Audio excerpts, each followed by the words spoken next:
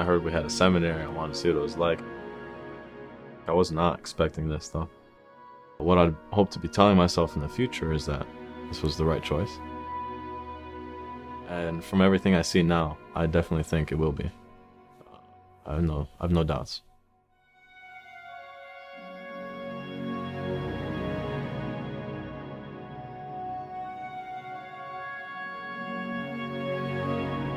I just kept praying that God would reveal His church, God would reveal the way, He would make the way for me. I tried to do it on my own for a while, a couple years there. I was traveling and reading on my own, but the church, you can't do it on your own. The church is community. So one night, I stumbled upon Etna and the community here, and it really seemed to be an answer to a lot of prayers.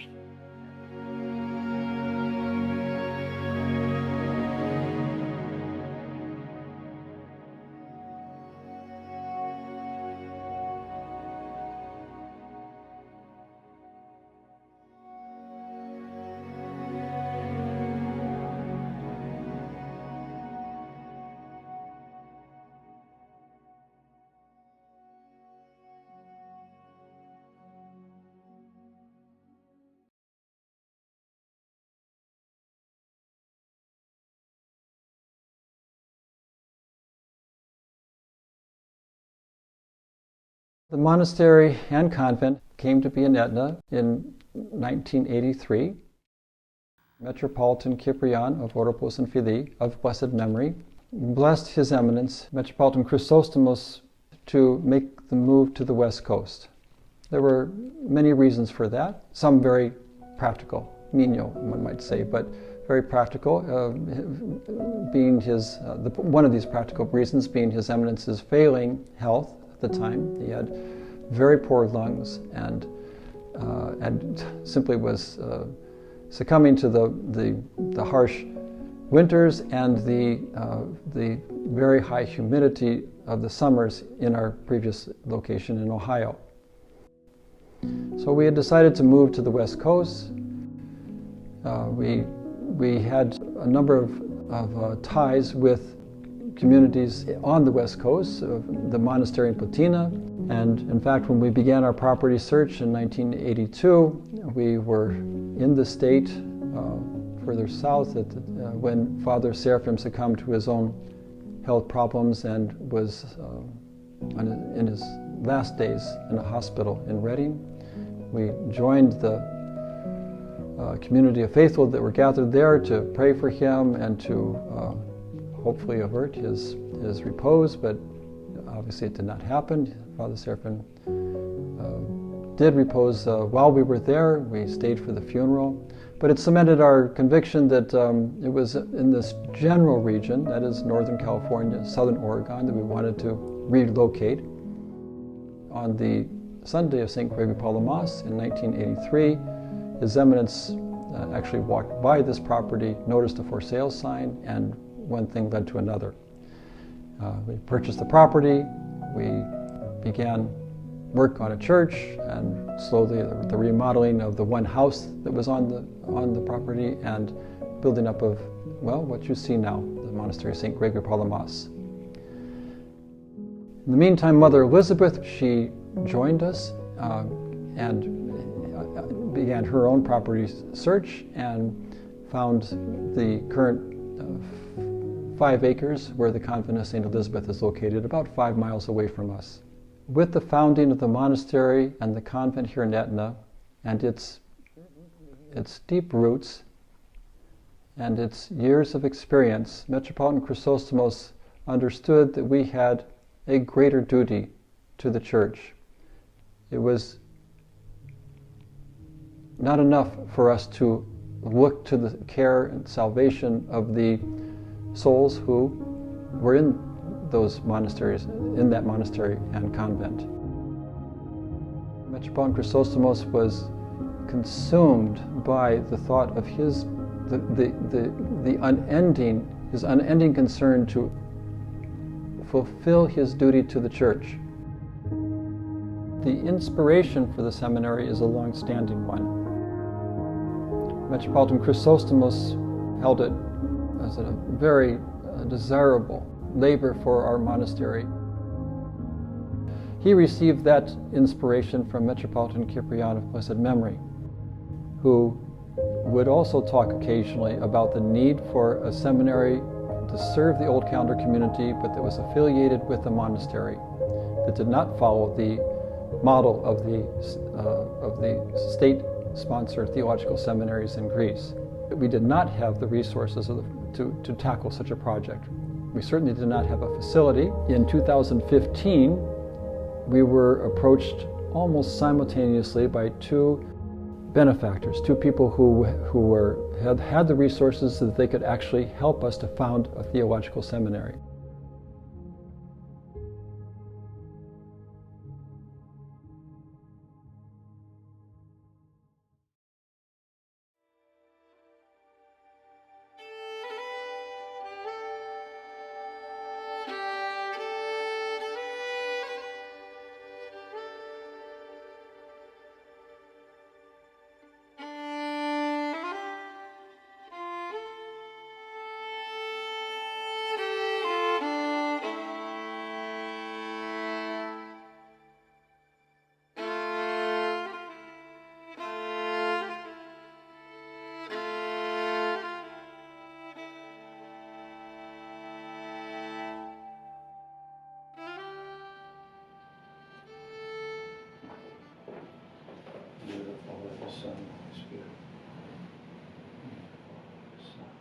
Glory to thee, our God, glory to thee, heavenly King, O comforter of the Spirit of truth, art everywhere present and fillest all things, O treasury of every good and bestower of life. Come and dwell in us and cleanse us from every stain and save our souls, O good one. Therefore, glorify God in your body and in your spirit, which are God's. Michael wanted a priest, and he thought that a priest would come from the East Coast. He wanted a priest because he felt like the Christians in Bakersfield should have a priest, and that the mission would grow if we had a priest. He told me many times, the mission's not going to grow unless we have a priest. We need a full-time priest. So we had a priest that was full-time, but he was on loan from a parish in Oregon. So he came down for a while, but then the demands of Oregon became so great, he was compelled to go back to Oregon. And so we were left again without a priest. And this troubled Michael. Michael said finally, I don't think we're going to get a lot of help from the East Coast. He says, I've called him multiple times. I don't think we're going to get a priest. He said, to get a priest from the West Coast, he said, we're going to have to urge the bishops to start making more priests. So I got this from him. He said, I have approached the bishops, and one of the impediments to making more priests is a lack of familiarity with Orthodoxy. And they feel that they need a school to teach young men the essential basics of Orthodoxy, so they could perhaps be candidates for the priesthood. So he said, I don't know how we're going to do this, but he said, I think we need a seminary. And so it was that in late spring of 2015, we began a property search here in Etna. This is what the building looked like when we began. So, this building was built back in the 1980s by the Forest Service, which used it for about 10 years. Michael GOMBOS and another benefactor approached us independently back in early 2015, offering to fund the building of a seminary. Michael and Bishop Chrysostomos and Bishop Photios started conversations. And Bishop Chrysostomos had a dream, an idea, a hope to have a seminary, because he realized the same thing. So you have two men with two very different backgrounds, but in their minds, or perhaps their hearts, their love for Orthodoxy, they're both compelled to come to the same conclusion, and that's the need for a seminary. Metropolitan Chrysostomos, when you would drive by that building, would say, "Boy, I wish we had that building." I used to look at His Eminence and say, "What would you do with it?" He must have said it 100 times.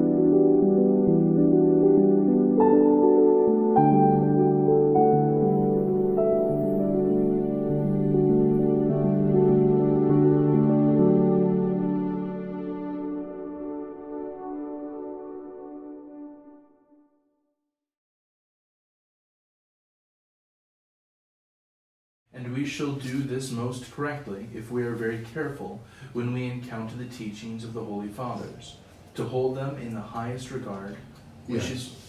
Let's say it's the first clear rebuke towards Nestorius, that he doesn't follow in the tradition of the Fathers. That instead of continuing the teachings of the Holy Fathers, he decided to present or to provide his flock with his own subjective, personal opinions. Well, for those of you who don't know, Father Yeri is one of our affiliated professors. His specialty is in dogmatics and patristics, but he's a very capable man, and I don't doubt that he could teach probably any class at the seminary. We first met Father Yeri in the early years of this millennium, and it wasn't long after that that he came and visited us for the first time in 2004. And ever since, we've had a close bond with him. Great love for the man, and I think he had has always had a great love for our community. I think that love was strongest between His Eminence Metropolitan Chrysostomos and Father Yeri. We knew what a virtuous and capable priest he was, and knew of his importance for the church and the faithful in Greece. Father Yeri actually received a blessing to come and assist us for a short period for 2 years in a row. I wasn't born as Orthodox. I am convert to Orthodoxy. I was born in Czech Republic. I decided to look for something better, I hoped for, and in the end I found it in the Orthodox Church. The main goal is to train, to educate, and to prepare the priest and other workers for our church. We may mention the second reason, which from practical point of view may be even more important. So the fact that our bishops decided to found the seminary, the awareness of our church of its own responsibility for keeping and safeguarding the Orthodox theology and the Orthodox tradition free by all those distortions that stem from the heresy of ecumenism. I've always simply been providentially guided into the best things in my life. Iconography, Orthodoxy, which I was born into. But when I visited my sisters in Greece, since they knew that I liked to draw, they told me that I should put my artistic abilities to use as an iconographer. And again, I simply fell into this. And the same thing happened with this school. The opportunity simply presented itself, and I knew that I absolutely had to attend.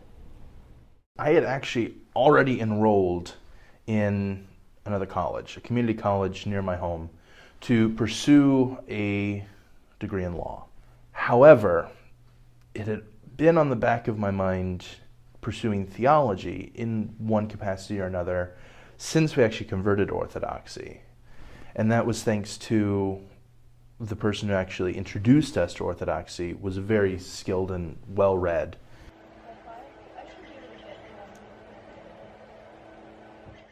The pattern and it matches. So it doesn't, yeah, because it tends to go down into the seam a little bit.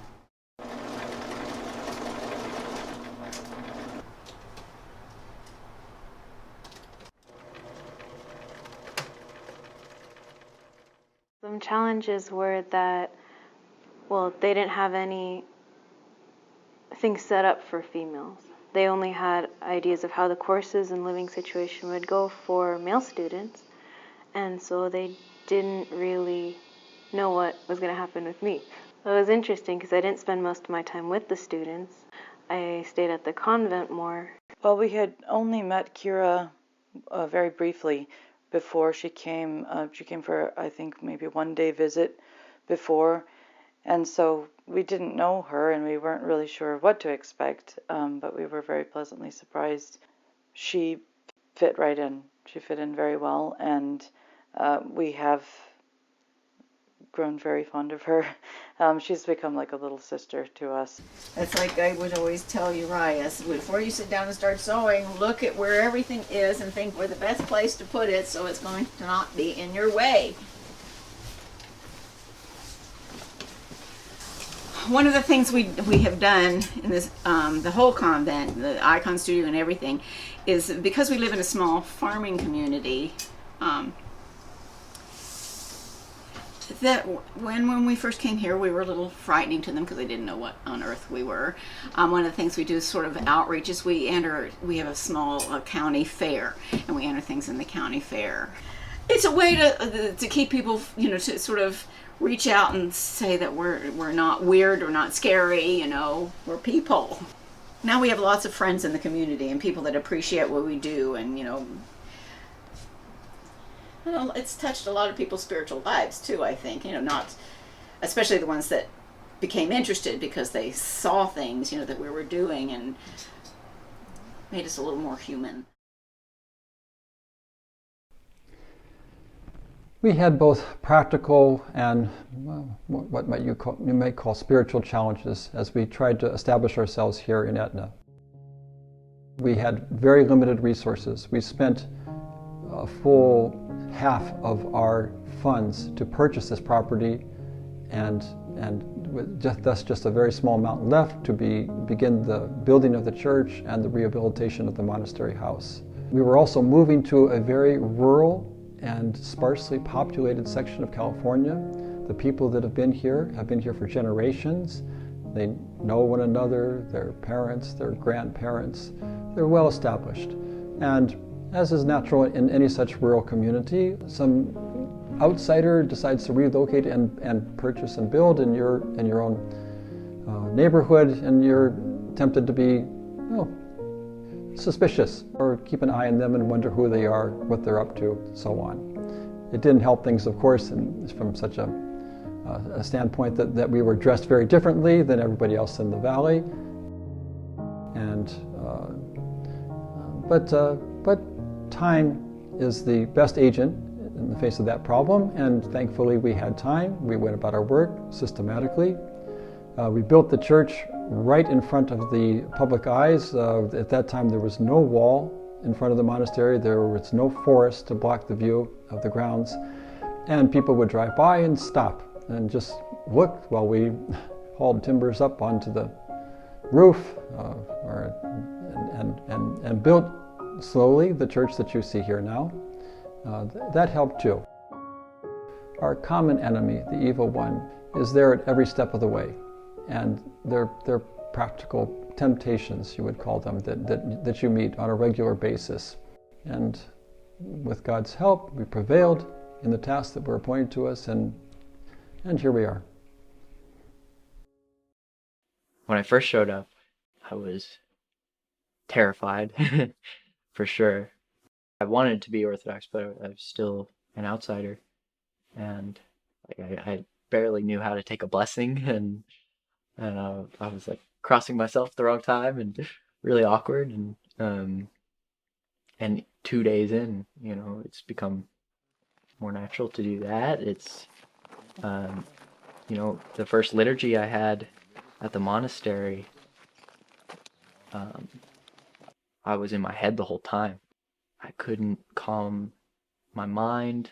My mind was racing. I was thinking, and it was hard for me to pray.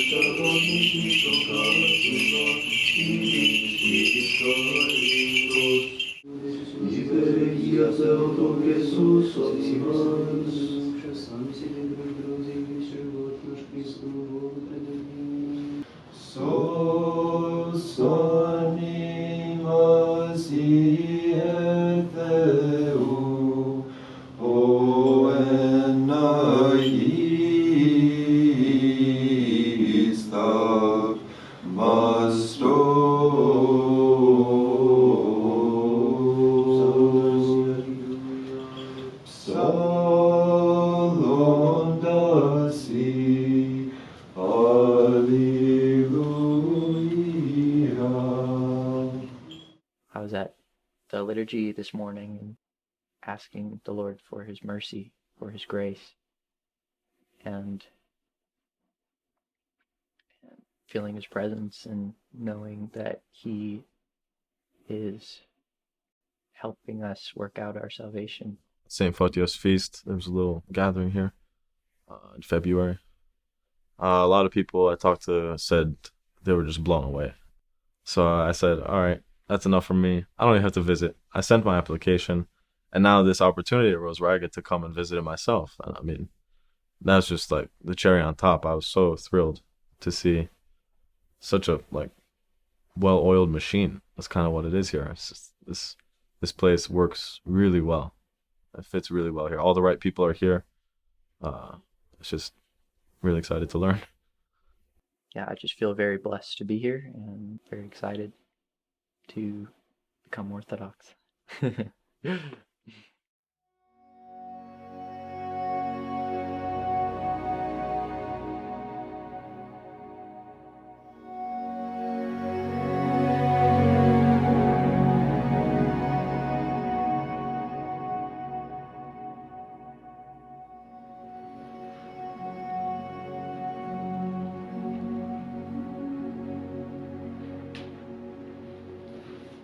Holy God, holy mighty, holy immortal, have mercy on us. Holy God, holy mighty, holy immortal, have mercy on us. Holy God, holy mighty, holy immortal, have mercy on us. As I rise from sleep, I thank thee, O Holy Trinity, for through thy great goodness and patience thou was not angry with me. The experience of becoming a catechumen here in Etna was it was a momentous day. I had been looking for so long to finally be joined to the church. Catechesis will be a process for the rest of my life, but I think this is a great opportunity to completely immerse myself in an Orthodox lifestyle and an Orthodox community. We hold communal prayers in the morning at 7 o'clock, so everyone is awake for prayers with housemaster Father George Mavromatis and the rest of the seminarians at least by that time. After that, some form of breakfast, and classes begin at 9:30.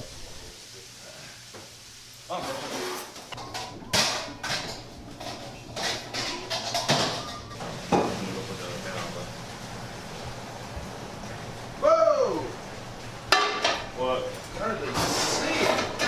Got a face full of sand.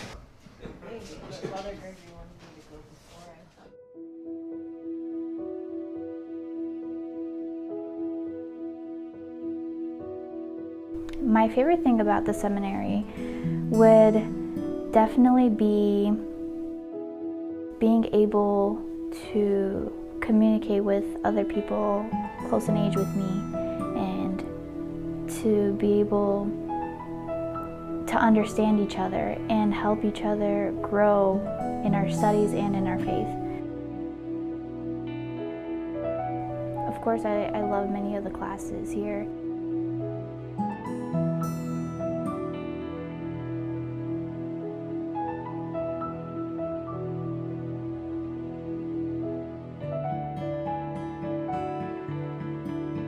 I'm definitely discovering things about my faith that I really had no idea about, or things that I sort of knew but didn't really pay much attention, and discovered the great importance of it actually.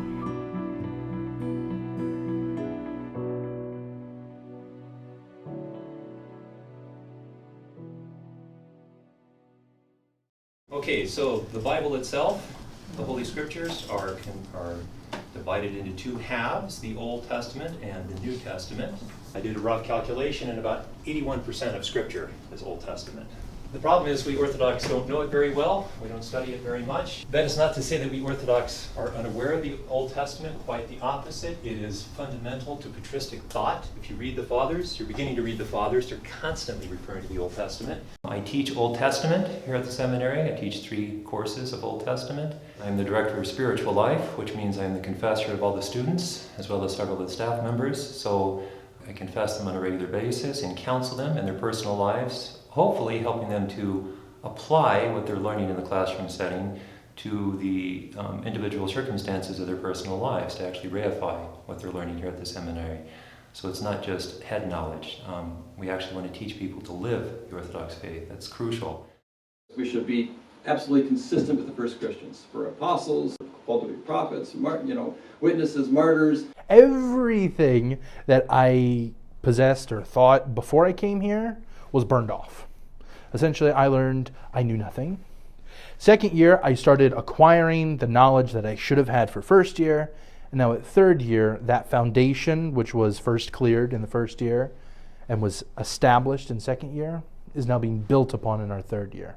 So this year so far deals a lot more with building upon the knowledge we've already had. And prayers of entreaty for the church, for the world, for kings, for soldiers, allies, the sick, the afflicted, in a word, for all who stand in need.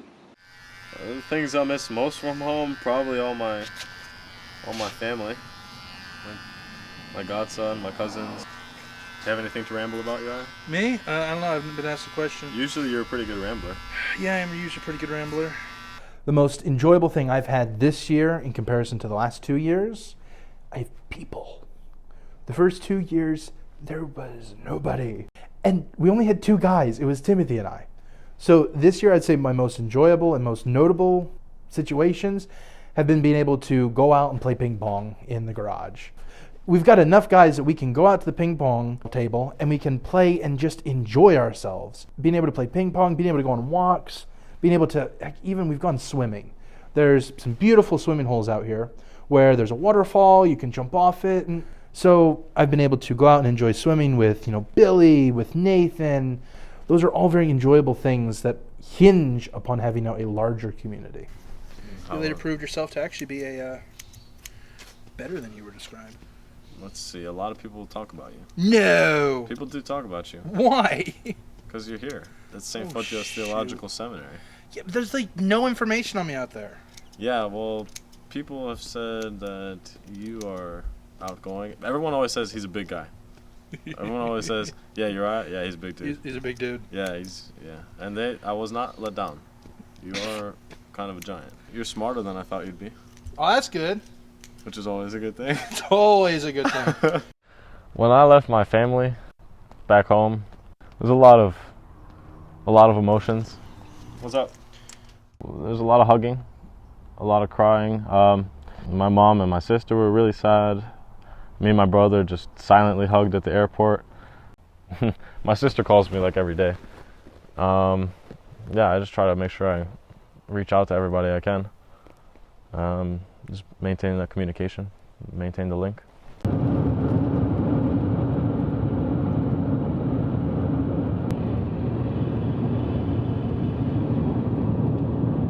Going from, a big church where I'm seeing 50 people at least every Sunday, to going out here where it's pretty quiet, it's a big change.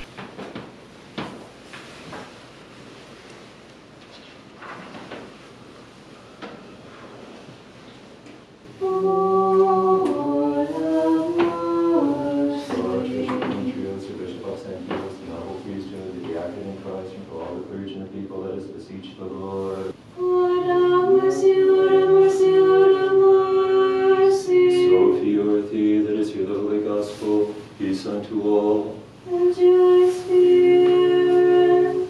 Turn thy face away from my sins and blot out all mine iniquities. Create in me a clean heart, God, and renew thy spirit within me. Cast me not away from thy presence, and take not the Holy Spirit from me.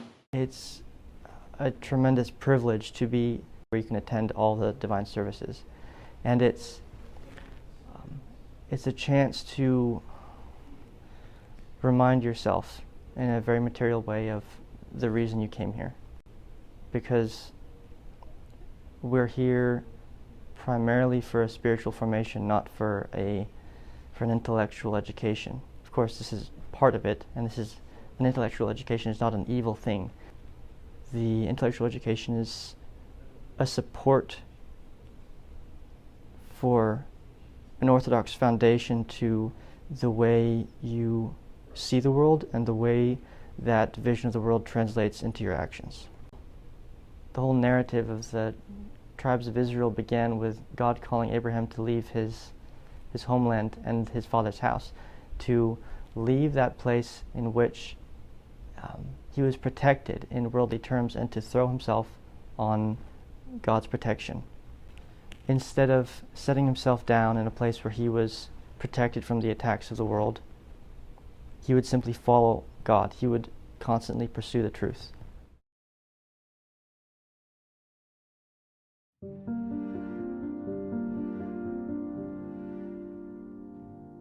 I had first initially visited Etna because I was interested in the convent of St. Elizabeth. College was not something that I wanted to pursue, but I was given a tour of the seminary, and just like the convent, as soon as I saw the seminary, I immediately fell in love.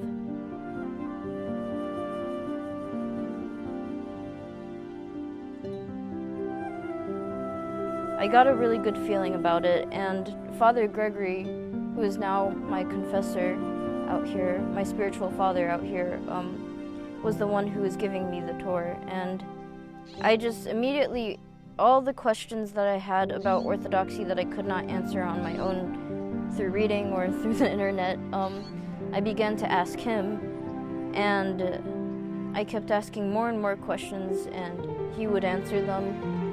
And the more he answered my questions, I realized that learning about Orthodoxy could be endless and endless.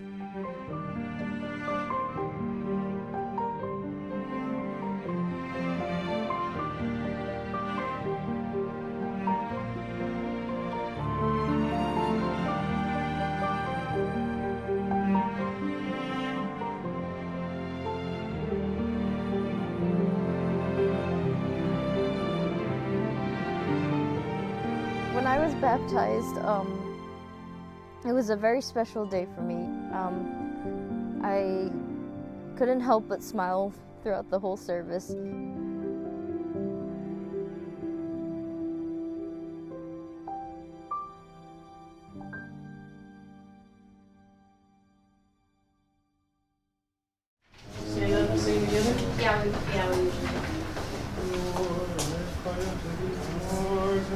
You stand so far. You close. Okay. My original goal when I came to S.P.O.T.S was to try to learn more so I could become a choir director, not realizing at the moment they didn't really have anything for that. Hopefully in the future they might. But I spoke about it a lot. I'm now learning how to fully prepare for all services and learn how they run. Hearken unto thee, hearken unto me, the lifting up of my hands as an evening sacrifice. The first thing people might think about is, okay, the priest, the men graduating need a wife to be ordained, so we need, presbyteros. But that's really not the most important part at all.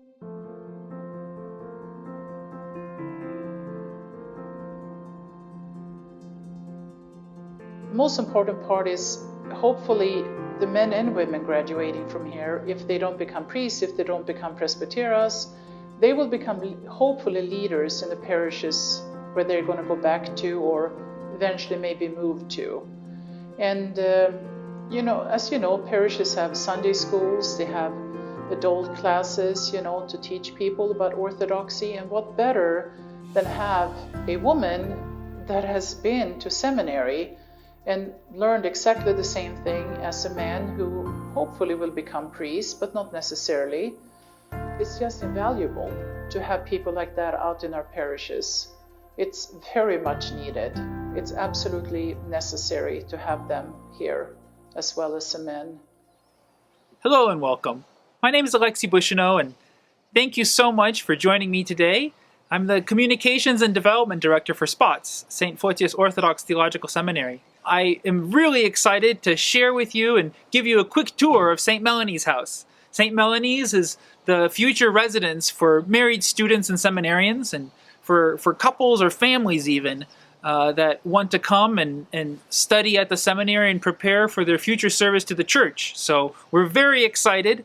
The whole community came together, the fathers and the mothers from the monastery and convent, and some of the seminarians helped refurbish it over the summer, and it's ready to go, and please join me.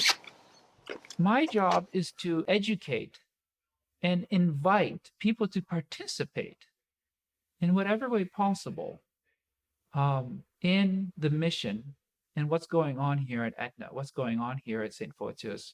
And come on, kalostos, добро пожаловать, welcome. I'm just sort of a conduit for them to then participate and be part of something very special. Now there are possibilities that they're considering that they didn't even know existed. What's always really fun is that when I talk to any of the students, they just light up. They're happy. They're happy that they're here. They are excited about being in seminary. They're excited about being in Etna. Hello! Hi! How are you? What's this? Some veggie lasagnas. Veggie lasagnas? Yeah, from the nuns. Oh, well, that's kind of them. That's very sweet. Do you have a moment to come in? Or Sure thing. Well, make sure you take off your shoes. Oh, yeah. I'm really, really grateful for everybody that supports the seminary. There's 4 of us and 1 of you.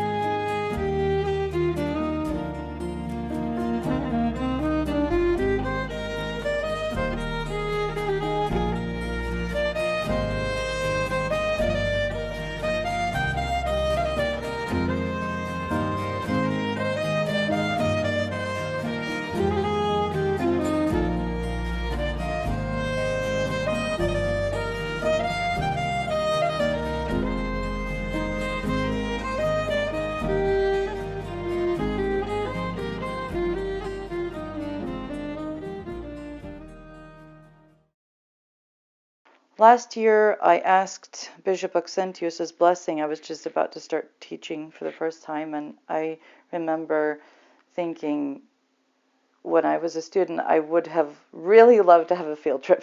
I asked if I could give the students an opportunity to propose a destination for a field trip.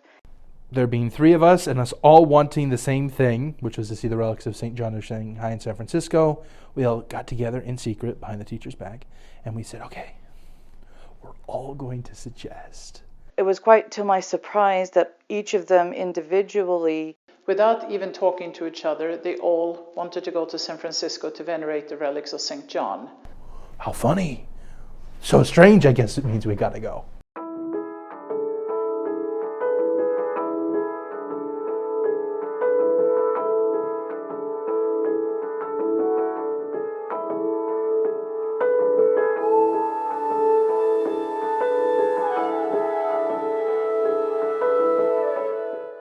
To my surprise, it was the first time, at least for Uriah, to have ever gone on a pilgrimage at all. Got in the car, I think we left here, 5 in the morning, something like that. It was early. It was an ungodly hour for such a holy trip. So I got a blessing from the bishop to contact the priest of some of the other Orthodox churches in San Francisco. We were going to be there for 3 days. First we went to St. Tikhon's, actually the house dedicated to St. Tikhon of Zadonsk, where St. John's orphanage used to be. And we were able to see St. John's office there, which was very special. And we went to a church, Our Lady of Kazan. Kira Rapp's great-great-grandfather, I think, served there as a priest. And so her family has some history connected with that church. And we were really glad that because of that connection, we had the opportunity to go there because it was so beautiful. We went to the Serbian Orthodox Cemetery at Colma because Kira has a lot of relatives buried there, and we also had some friends and relatives buried there as well. We together sang the Chikaria for the Dead, so it was nice to be able to visit those graves. We also brought roses to leave there and to say some prayers. And then we went on to the cathedral where Joy of All Husara, where St. John's relics are, and we were able to spend some time there.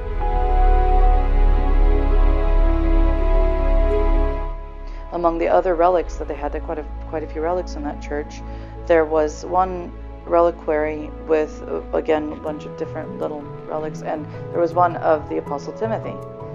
And Timothy Granger, who was there, he had been there, but he hadn't realized it because the lettering was written in Slavonic. And so I was really glad that I noticed it so that he could venerate a relic of his patron saint. And after that, we were done, and we drove back home.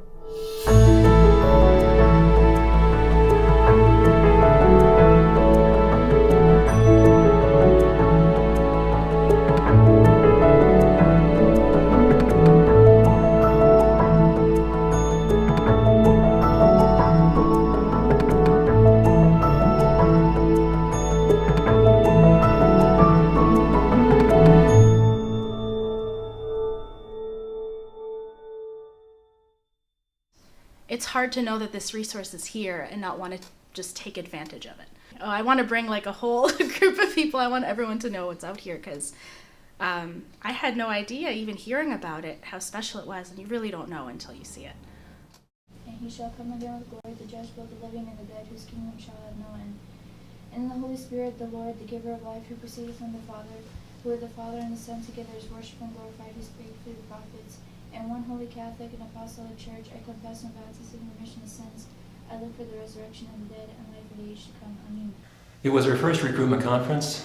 I think overall we were very pleased, found it very successful. I have to admit we were a little bit surprised. We surprised ourselves at how successful it was. I mean, like anything that you do for the first time, we learned a lot of things from that experience, which we hope to improve in future recruitment conferences, but overall it went very well. I especially like the fact that we had people come from all over the country, come to Etna and get to see us in person, get to actually see our community. We're mostly known by name, and we're seen as being kind of a far distant community, a far distant diocese, and just kind of known by hearsay for a lot of people. So it was good for people to actually come and see us and meet us in person, and for us to meet them as well. So I think that really help people within our eparchy to get to know us better. The wolf, to do penance for his sins, was fasting during Lent. On meeting a lamb, his appetite was intensified, and he thought to himself, "This lamb is all alone. If I don't take care of him, someone else will. I think I'd better eat him in place of a salmon, considering him to be such, for salmon is an excellent food in the time of Lent." You have the trappings, the intellectual trappings and tradition of Harvard, Oxford, Mount Athos in Etna. A number of the fathers, or those with whom I've interacted the most, are extremely gifted. And at least two of these fellow colleagues could easily be in a leading university. It has a jolly good collection of books. Seriously, you can lose yourself in this library and work quite quite efficiently, and it's growing by the week. I say that because I've taught it also in Greece, and I still teach in Greece, and that has been my perennial gripe, that we don't always have enough books. I wish very much that this will continue, and I'm sure it will. And I'm very, very moved to be able to be a small part of this gigantic effort to keep the flame going.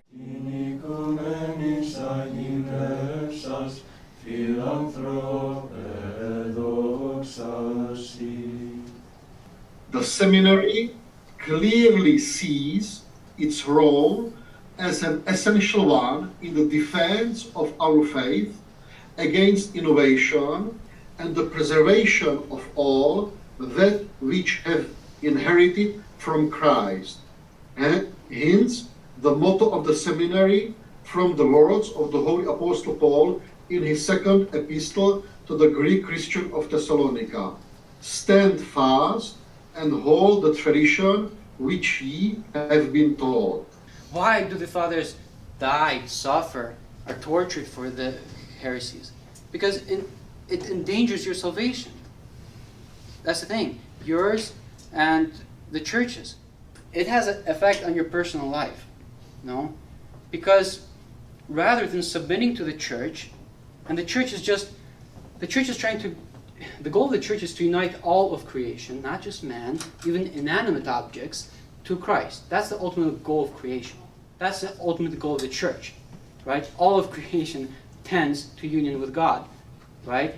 But the problem is that if you deny that, experience, if you start opposing that experience by saying that, well, I know better than the church, I know better than the mind of Christ, then you're endangering your own salvation. Metropolitan Chrysostomos would often dialogue with atheists. If they say, I don't believe God exists, he would often say back to them, nor do I. And he'd say, in fact, that's actually, that would make you a good Orthodox Christian. And that is, a double take. And his logic would be that, well, when the Holy Fathers talk about God, they basically say to us in their most profound writings, if by existence you mean all creation, you have to understand that God is so different from that notion of existence that we have to say he doesn't exist. If we're going to be absolutely technically correct, we have to say he's not. He's not that. He's beyond it. He's not just supreme goodness, supreme intelligence, supreme mercy, and on all these things, supreme beauty and so on. No, he's actually different from that, because our words are so inadequate to deal with what they experience of him.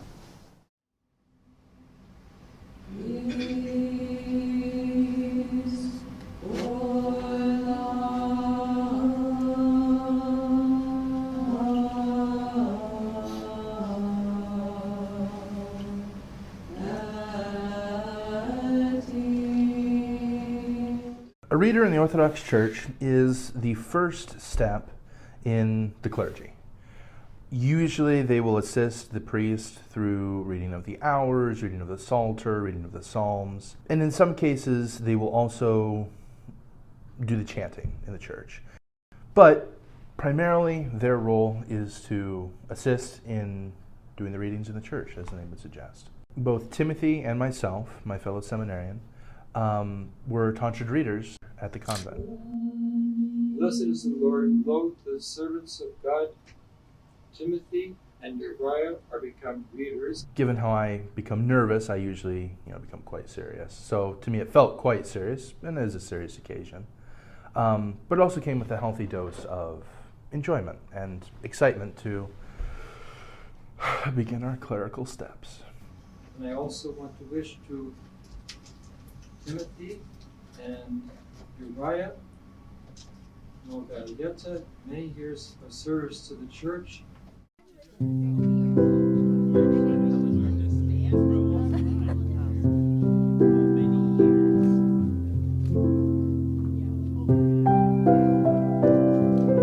So the seminary is absolutely beautiful.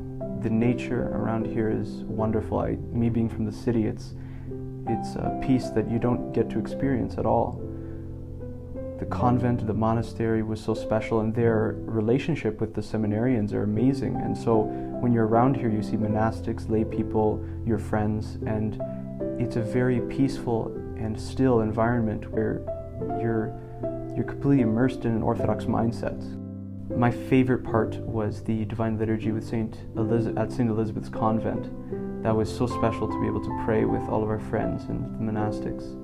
And I suppose another part that's equal to that was our lecture with Father Photios. That was very special, and it was such beautiful words he gave us. I'm so happy I'm here. It's a really amazing. This trip has changed my life. I never get a chance to spend time in an environment where you are praying, and after every single lecture, we're worshiping together. We have an environment where we're living as Orthodox Christians. You don't get this in the city, and I never had this in my life up until now, when I'm experiencing a week full of my, all of my educational dreams have come true here, and this is the fact that this exists for me and that this is an option in my future. It gives me such hope that someone can experience this who, has been dreaming about this their whole life as an Orthodox Christian. I have a massive population in my city, and none of us knew about this place. I talked to the students in my classes, and those of you who go to St. Cynthia's camp, those who go to the youth conference, you can reach people that we can't, and I hope you take that as a serious kind of not only challenge but responsibility. His Eminence said that this seminary has the potential to be a major force in the Orthodox world, especially within our own church, of educating future clergymen. First, we must engage people in participating through prayer, and engage people through raising awareness of who we actually are. I lived for 10 years in a geographic area that did not have a church that I could take communion in. So it required me to travel either to Etna or back to my home parish in order to actually participate in the life of the church. And frankly, it was miserable. I think that if we do our job right in communicating that message, and we ask for people to pray that, this is a God-pleasing venture. We're certainly not on the way to extinction, but we're not flourishing as we were in the past. So these men are guardians of the tradition.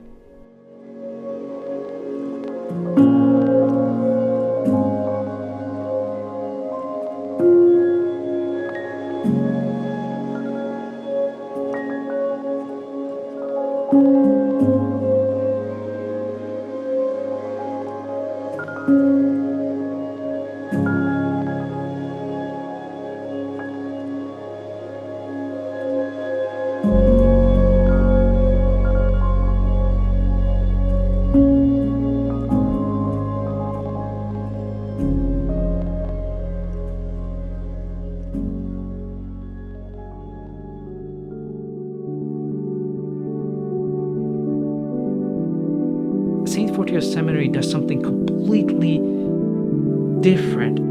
It builds your life in ways that I have not seen.